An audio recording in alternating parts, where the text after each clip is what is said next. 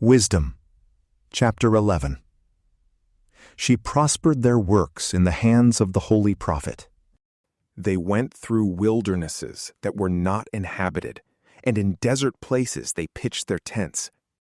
They stood against their enemies and revenged themselves of their adversaries. They were thirsty, and they called upon thee, and water was given them out of the high rock, and a refreshment of their thirst out of the hard stone. For by what things their enemies were punished, when their drink failed them, while the children of Israel abounded therewith and rejoiced. By the same things they in their need were benefited.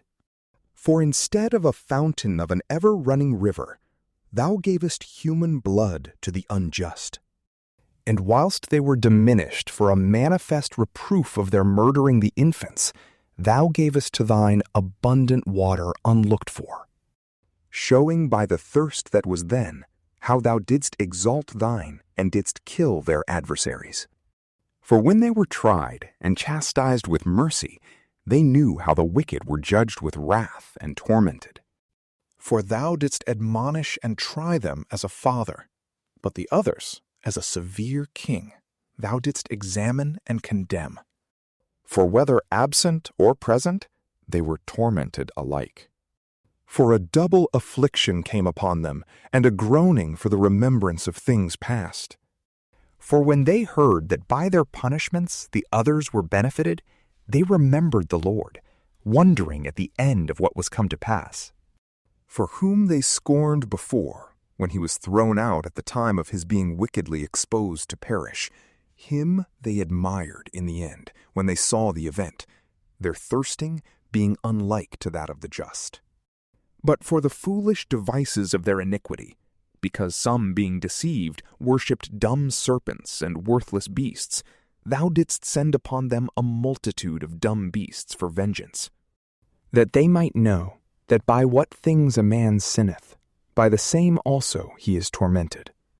For thy almighty hand, which made the world of matter without form, was not unable to send upon them a multitude of bears, or fierce lions, or unknown beasts of a new kind, full of rage, either breathing out a fiery vapor, or sending forth a stinking smoke, or shooting horrible sparks out of their eyes, whereof not only the hurt might be able to destroy them, but also the very sight might kill them through fear.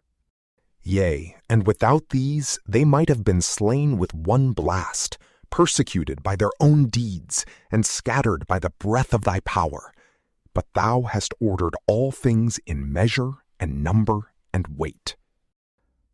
For great power always belong to thee alone, and who shall resist the strength of thy arm?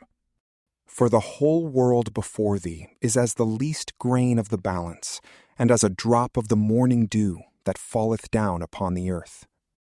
But thou hast mercy upon all, because thou canst do all things, and overlookest the sins of men for the sake of repentance. For thou lovest all things that are, and hatest none of the things which thou hast made. For thou didst not appoint or make anything hating it. And how could anything endure if thou wouldst not, or be preserved if not called by thee? But thou sparest all, because they are thine, O Lord, who lovest souls. From PrayLamp, peace be with you.